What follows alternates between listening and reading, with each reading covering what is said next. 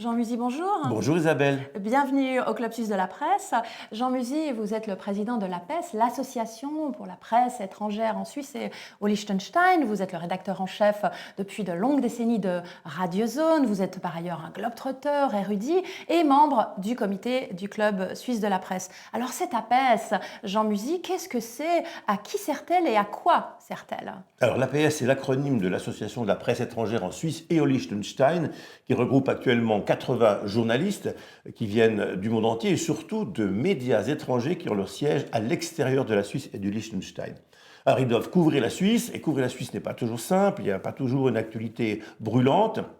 Alors il faut les aider à découvrir ce pays, à le connaître et aussi à les défendre professionnellement. Ce soit avec des cartes de presse, parce que beaucoup de journalistes étrangers n'ont pas de carte de presse. Il y a très peu de pays où vraiment il y a une association indépendante qui délivre des cartes de presse. Et puis c'est aussi un moyen de leur obtenir ou de favoriser le renouvellement d'un permis de séjour. Ce n'est pas toujours évident en Suisse, contrairement à ce qu'on peut imaginer. Et puis c'est une façon aussi de leur permettre de connaître aussi un peu le pays en faisant des voyages avec Suisse Tourisme par exemple, ou Présence Suisse pour les grands événements du pays. Et puis également de connaître aussi les relations avec la Suisse et les pays étrangers. Donc on fait quelquefois des voyages à l'étranger. Rôle d'accueil, d'accompagnement. Mais qu'est-ce qui fait venir ces médias ou ces journalistes internationaux en Suisse? Où viennent-ils? Que viennent-ils faire en Suisse? Qu'est-ce qui les intéresse en termes de Suisse et d'actualité? Alors, il y a bien entendu la couverture des événements internationaux comme ceux de l'ONU, de l'ONU. La Genève internationale joue un rôle essentiel puisqu'environ 60% de nos membres sont accrédités auprès des Nations Unies et des organisations internationales. L'OMC, l'Organisation mondiale du commerce, par exemple, c'est très important, il y a pas mal d'économistes. On s'intéresse à la Suisse économique, bien entendu. Vous avez des agences comme Bloomberg à Zurich qui couvrent beaucoup l'économie suisse. Vous avez également aussi les scandales, parce qu'effectivement, en Suisse, il y a de temps en temps des grandes multinationales qui sont basées dans ce pays, qui ont des attitudes à l'étranger qui ne sont pas toujours très claires. Et puis de la FIFA, le football, à Zurich, le siège de la FIFA a attiré beaucoup de gens. Pour le meilleur et pour le pire, bien entendu. Et puis, bien entendu, si le prince Charles se casse une jambe à Zermatt, ça fait tout de suite un événement international. Et la Suisse est au cœur, à ce moment-là, de l'actualité. Ouais. Alors, Jean Musy, ces journalistes qui viennent du monde entier en Suisse, vous les côtoyez. Quelle est l'image actuelle de la Suisse auprès des médias et de ces journalistes internationaux?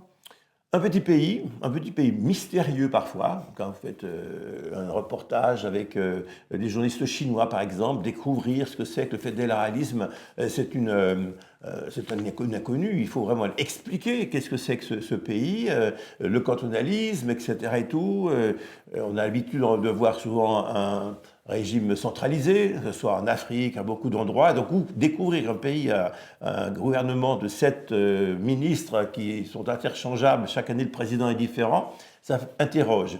Et justement, par exemple, on en fait quelque chose d'intéressant pour leur faire connaître ce pays, pour les intéresser. On organise chaque année un dîner ou un déjeuner avec le ou la présidente de la Confédération, qui regroupe environ autour de notre invité de marque, à peu près 45 personnalités qui ont fait l'actualité de la Suisse donc, dans l'année, avec une conférence de presse exclusive du président pour nous. Et ça permet en 2 heures d'avoir 20 ou 30 cartes de visite avec les porte-paroles des ministères, d'avoir, je sais pas, le médaillé d'or aux Jeux Olympiques, s'il y en a, hein, ou bien quelqu'un, un écrivain majeur, ou des porte-paroles de banques. Parfois, c'est quelque chose assez drôle. On met à la même table, par exemple, la plupart des porte-paroles des grandes banques et le porte-parole de l'autorité de surveillance des banques. Voilà, beau mélange et bel événement. Alors, vous dirigez, Jean Musy, par ailleurs, depuis plus de 40 ans, Radio Zone, une des premières stations de radio libre, 6 dans la région genevoise, mais plus précisément à Ferney-Voltaire. Qu'est-ce que Radio Zone et pourquoi cette implication au long cours de votre part dans Radio Zone? Alors, Radio Zone, c'est une radio qui a été fondée en 1981 au moment du mouvement des radios libres, qui était à l'époque une radio donc tolérée, qui est devenue légale comme toutes ces radios en 1984, avec l'avènement de François Mitterrand au pouvoir. Et l'idée, c'est de donner la parole à d'autres acteurs que les acteurs officiels. Généralement, et maintenant malheureusement encore, on a trop souvent la parole au gouvernement, aux dirigeants, etc., du pouvoir, et pas assez à la société civile, aux acteurs qui font la vie quotidienne et qui décident aussi, qui ont un mot à dire. Et quand on me posait la question il y a quelques 2 ans ou 3 ans, qu'est-ce que c'est que 40 ans après la radio? Bah oui, je dirais rien de plus que ce que c'était il y a 40 ans, les mouvements sociaux comme le féminisme, l'environnement, le problème de l'immigration, des réfugiés, etc. Vous voyez, il n'y a pas grand-chose qui a changé. Sauf qu'à l'époque, on était un peu plus construit politiquement et on avait peut-être davantage d'arguments et un peu moins d'émotions comme aujourd'hui. Qu'est-ce qui vous a poussé dans les bras du journalisme? Vous êtes un grand reporter, enquêteur, homme de radio, journaliste, mais aussi passionné par les questions de journalisme. Qu'est-ce qui vous a fait choisir cette voie-là? D'abord, une grande curiosité et une volonté de couvrir un petit peu, de comprendre qu'est-ce qu'il y a derrière l'apparence des choses et de le faire partager. Et donc, par exemple, ce qui m'intéresse, c'est de déconstruire souvent soit les propagandes, ce soit les discours officiels, ce soit finalement derrière un événement, qu'est-ce qui se passe, pourquoi cet événement, qu'est-ce qu'il signifie. Alors, je prends un exemple, beaucoup de conflits, de problèmes ont toutes et ont tous une histoire. Il s'agit de connaître l'histoire des populations, des sociétés, pour arriver à comprendre pourquoi ils en sont arrivés là. Et pas calquer simplement une vision géostratégique, soi-disant d'expert, qui en fait n'y connaît rien et qui ne comprend pas pourquoi on a aujourd'hui certaines situations et certains enjeux. Et donc je crois qu'il faut décoder.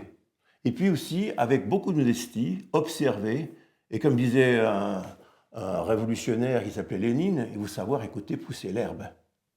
Journaliste pour comprendre, faire comprendre et décoder. Belle définition. Si vous deviez ne garder qu'un seul média aujourd'hui, un seul journal, une seule chaîne de radio ou de télévision que vous, dans votre vie de tous les jours, vous consommez, laquelle ce serait? Alors le coup de cœur, c'est pour Le Canard enchaîné. Je suis franco-suisse, qui est un journal extraordinaire que j'ai eu depuis 43 ans, chaque semaine, sans en oublier aucune. Excellent. Le Canard enchaîné, c'est aussi un de mes favoris. Jean Musy, merci d'avoir répondu présent à l'invitation du Club Suisse de la Presse. Merci Isabelle.